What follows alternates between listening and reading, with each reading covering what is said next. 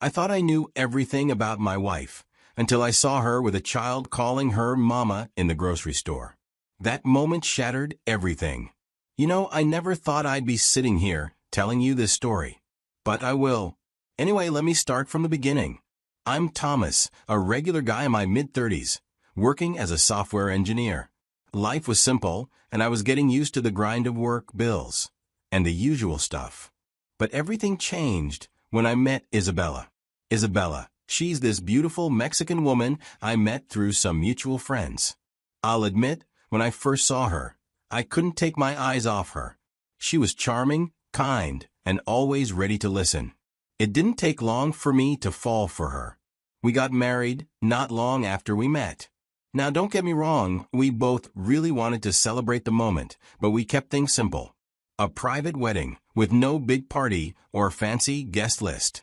Honestly, we just didn't want to spend a ton of money. We were both on the same page, keeping it low-key. She seemed happy with me, with our life together. At least, that's what I thought. She'd always tell me how grateful she was to be here. And honestly, I believed her. I wanted to.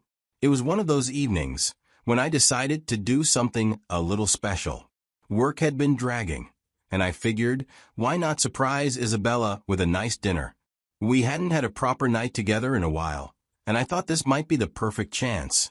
So, after leaving the office, I stopped by the grocery store to pick up some ingredients, and maybe some wine to make it even more special. I wasn't expecting anything out of the ordinary. I grabbed a cart and started heading down the aisles. As I was picking out some vegetables, I suddenly heard a familiar voice, speaking in Spanish. I didn't think much of it at first, but then I heard something else, Mama, Mama. I froze. When I turned around, it was my wife's voice. There she was, Isabella. But she wasn't alone.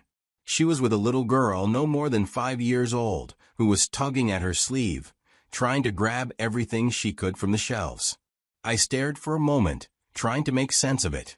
Now, I've known Isabella for months, and although she's always been so quiet about her life, she didn't have any relatives nearby, at least not that I knew of. I never heard her talk about a kid. In fact, she'd always told me how she didn't even want children. So why the hell was she shopping with this little girl? But it wasn't just the kid that got my attention. It was the man next to her. He looked like he was way too familiar with Isabella. They were talking to each other like they'd known each other for years. They laughed together. Their body language was way too comfortable, like a couple. I couldn't shake the feeling that something wasn't right. I watched them for a moment longer, and then it hit me. The little girl looked like both of them. The more I looked, the more I realized that this kid could have been their child. But why had Isabella never mentioned a daughter, let alone this whole other part of her life? I told myself it was probably nothing. Maybe she knew these people from somewhere else. But I had to be sure. So, instead of walking over and interrupting, I decided to stay back and watch. They finished their shopping, and as they moved down the aisles, I noticed that their cart was full, not just the basics, but a lot more. It looked like they were shopping for an entire family. Why hadn't she told me any of this? Why hadn't she mentioned that she had a family member here? How long had she been keeping this from me? I felt a pit grow in my stomach as I watched them leave the store together, the little girl still calling her mama, and the man smiling.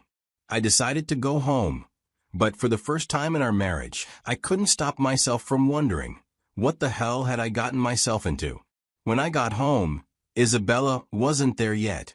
No surprise. I give her a call to check in. I dialed her number and waited a few seconds before she picked up. "Hey, where are you?" I said, keeping it casual. "Oh, I'm just meeting up with a friend," she replied. "All right, see you soon," I responded. About an hour later, Isabella came through the door. "Hey, babe," she said, walking over and giving me a quick kiss on the cheek. "Smells great in here." I tried to focus on the dinner, but it felt like we were in different worlds. "How was your day?" I asked, trying to get her to talk about it. "Oh, she said, her voice light. "Just met up with a friend. Had coffee, and talked a little. Same old stuff." She didn't mention anything about the store, the man, or the child. Not a word. It struck me, Why hadn't she mentioned it? The way she avoided talking about what had actually happened raised all kinds of alarms. Anything interesting happen? I pressed, trying to get something more out of her. No, not really, she said quickly, almost too quickly. Just the usual. What about you? How was work? Her avoidance of the topic was impossible to ignore now. Something wasn't adding up, and she was pretending. That night, when Isabella was sound asleep next to me, I decided to take matters into my own hands. I reached for her phone, which was sitting on the nightstand, unlocked. She had never bothered with a passcode. As I scrolled through her messages, I didn't know what I was looking for, but I knew I had to find something. And then I found it. A thread of conversations, hidden in a separate folder. The messages between Isabella and a man I didn't recognize were heart-wrenching. They talked about things I never imagined. It was like I was reading someone else's life. The man wasn't just a friend, or even a former lover. He was her husband. And the little girl I saw with her in the grocery store? Their daughter. I kept reading, my hands shaking as I absorbed the words. They spoke about how they had both arrived in the U.S. on visit visas. They had a plan. Isabella had been helping him settle in, finding a job, helping him navigate the complicated U.S. immigration system. It was clear now she had been planning this from the start. She married me for a reason, for residency. The messages made it obvious. They had to keep their relationship secret for now. He was fully aware of our marriage, and they both knew she had a backup plan. She was going to divorce me in a few years and reunite with her first family, with my money and probably property. I felt heartbroken. All this time, I thought she was struggling to build a life here in the U.S. I thought I was her fresh start. But the truth was, I was just a stepping stone, a part of the plan. The next part hit me even harder. The money she'd been sending, money I assumed was for her family back in Mexico, was actually going to him and their daughter. She hadn't been telling me everything. For all these months, I had been contributing to this hidden life, unknowingly helping her support the family she had kept secret. She had been playing both sides of this life, using me for stability, money, and residency while keeping her real family back home. I stared at the screen, my mind racing. The pain was raw, but I knew I couldn't stop there. I had to be sure. I had to have proof. This wasn't just some misunderstanding. This was a full-blown lie, and I had to expose it. I began screenshotting everything, every message, every photo, every conversation. I stored them all on my phone, making sure I had every detail documented. But I wasn't going to stop there. I needed to understand how deep this went, how long it had been going on. I decided to hire a private investigator, someone who could follow Isabella and get more details about her husband and child. A week later, I got the report. The investigator confirmed everything I feared. Isabella's Mexican family had entered the country on visit visas, which would expire soon. Isabella had been helping them settle in, finding jobs, and even looking into how they might be able to stay longer or apply for residency. She'd been working with them this entire time, all while pretending to be the loving wife at home with me. The pieces were falling into place now. She had been using me for her own agenda, and I couldn't ignore it any longer. Armed with all the evidence, I decided to confront her. The evening started like any other. A quiet, intimate night. We had dinner, shared some wine, talked about nothing in particular, just the normal, comfortable rhythm of our life together. But the truth was, I couldn't relax. Isabella was next to me, her head resting on my shoulder. I took a deep breath, trying to steady myself, and gently held her face in my hands. Her eyes looked up at me, calm and unsuspecting. "Who was the man you're trying to get a job for?" I asked, my voice steady but full of weight. She froze and her eyes widened. For a moment, she didn't speak, just stared at me, blinking in disbelief. The shock hit her like a ton of bricks. I watched her mind scramble, realizing in an instant that I knew everything. She fumbled for words, her lips trembling, but nothing came out. She was blindsided, completely unprepared for this. Her whole body stiffened, her facade of calm shattering. I don't know what you mean, she stammered, but the panic in her voice was impossible to hide. I didn't say anything, just looked at her, waiting. I couldn't let her keep lying to me, not anymore. Finally, I spoke again, my voice calm. I know everything you've been doing. I know about your secret family, the plans to divorce me, the money you've been sending. The divorce papers are right here on the table. Sign them and leave my house. If not, I'll send everything to the immigration authorities. You and your family will never step foot in the U.S. again. For a moment it was silent. And then it wasn't as tears began streaming down her face. She grabbed my hands, clutching them tightly as if that could change anything. Thomas, please, please, I'm sorry, she cried. I never meant for it to get this far. I fell in love with you. I didn't plan for all this. I didn't want it to hurt you. Her words were empty to me now. I had already heard everything I needed to hear. She tried to explain herself, tried to convince me that she is in love with me, that somehow, somewhere, there was love buried underneath the betrayal. But it was too late. I couldn't forgive her. She had already made her choice, and now I had to make mine. After what felt like an eternity, she finally gave up. Her hands trembled as she picked up the divorce papers from the table.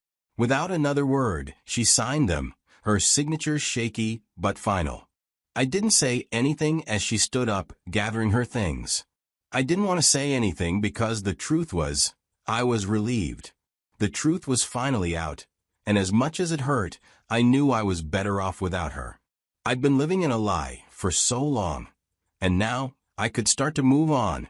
The next day, there were no more words to say, nothing that could fix what she had broken. She didn't argue. She didn't beg anymore. I watched her go. She didn't look back as she stepped out the door, her suitcase in hand. I thought I might feel some kind of relief, but it was more complicated than that. There was no satisfaction in this, only the empty knowledge that she had never been who I thought she was. The days after she left were strangely quiet. Even though I knew I'd made the right decision, there was still a part of me that couldn't shake the hurt. The betrayal. It wasn't just that she had lied. It was that she had built her life on deceit, using me to get everything she wanted, and I had been too blind to see it. Months passed. I kept myself busy with work, focusing on things that actually mattered.